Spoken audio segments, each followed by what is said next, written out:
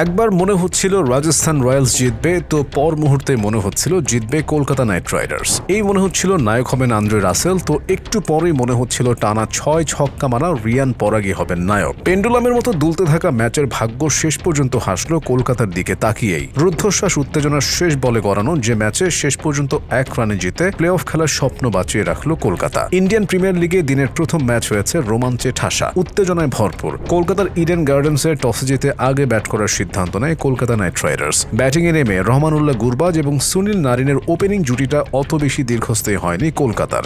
9 বলে 11 রান করে সাজঘরে ফিরে যান নারিন। 6 ওভারে 1 উইকেট হারিয়ে 56 রান তোলে কলকাতা। পাওয়ার প্লে শেষে থেমেছেন গুরবাজ। 25 বলে 35 রানের ক্যামিও খেলে বিদায় নেন তিনি। 24 বলে 30 রান করা রাহানে থামেন দলের 111 রানের মাথায়। এরপর রঘুবংশীর সাথে যোগ দেন আন্দ্রে রাসেল। বহুদিন পর যেন দেখা মেলে চেনা রাসেলের। আগ্রাসী ব্যাটিংয়ে রান তুলেছেন দুজন। দলের 172 রানের মাথাতে 31 বলে 44 রান করে আউট হয়েছেন রঘুবংশী। ঝোড়ো ব্যাটিংয়ে দলের রান 200 পার করান রাসেল, নিজেও ছুঁয়েছেন 50। 25 বলে 57 রানের ঝোড়ো ইনিংস খেলেন। এছাড়া 6 বলে 19 রান করে অপরাজিত ছিলেন রিঙ্কু সিং।